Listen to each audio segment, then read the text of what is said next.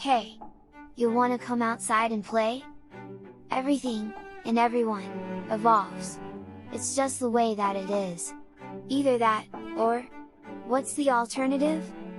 On extremely rare occasions, evolution happens in fits and starts, but most things will take a figurative lifetime, by the infinitesimal degrees of steady, incremental change, indeed, so gradually that it cannot be seen by the naked eye. And whether it's the lifetime of the first insects, 400 million years ago, or we humans, over the past 200,000 years, well, what can I say? Change is as inevitable as the seasons, and likely follows a similar cycle of birth, living, dying and transformation. To pull this out of context in order to take a look through a different lens, I'll draw a parallel timeline to our own sense of play. In theater school, our professors told us at the beginning that so much of our training, initially, would be to actually pull away layers of behavior that we had learned since we were children. That we had to rediscover a sense of play like we had when we were kids. When play was serious business, having its own rules, its own world, its own reality in a very real sense. And if you can't put that into context, sit down to tea time with a group of little children, and you'll believe that there is tea in the cup. Our sense of play is closely tied into our imagination. In fact, one cannot exist without the other, in a sort of symbiotic relationship, playing back and forth, if you may. For whatever reason, the world doesn't tend to nurture our imaginations in the sense of play. Early on in adulthood, we are told that to play is more naughty than it is needed. And slowly but surely, our adult responsibilities and jobs and blah blah blah of living slowly tampers with, deafens and deadens our sense of play and the imagination. It's like wearing soundproof headphones where you can only hear certain muffled noises or mumbles of the sound outside. Our imagination senses get mummified over time.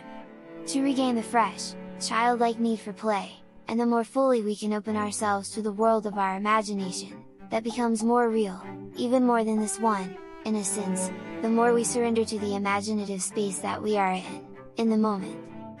Imagine a studio full of young 20-something-year-olds, all running around the space acting like pecking chickens or grunting pigs or mooing cows, whatever image comes to mind, and you might get an idea of the early stages of our exploration of the serious business of play, as they call it.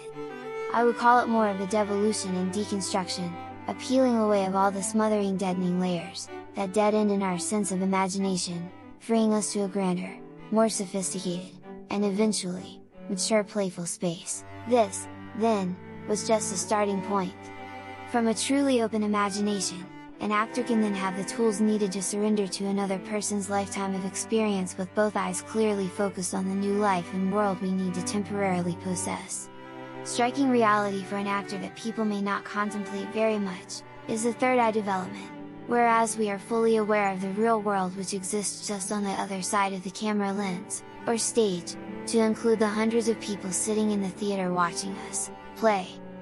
So, what does any of this have to do with evolution per se?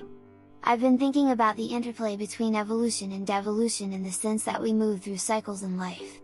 And we need to embrace each one no matter how difficult, challenging, or great. Each one builds on the last, and hopefully we can be evolving in our own way over the expanse of our lives.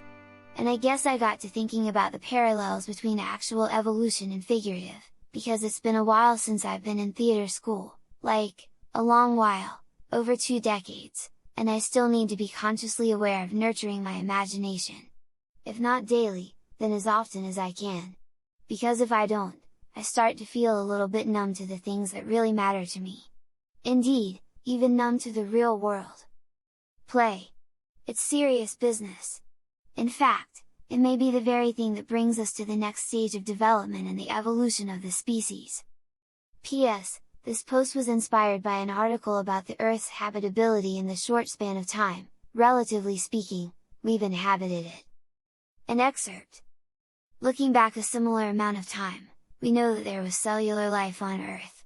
We had insects 400 million years ago, dinosaurs 300 million years ago and flowering plants 130 million years ago. Anatomically modern humans have only been around for the last 200,000 years, so you can see it takes a really long time for intelligent life to develop. No doubt about it, there's plenty of time for us to relearn how to be a kid again, to shed the years of devolution to our imaginations. So come on outside! Eyes, open wide! To play!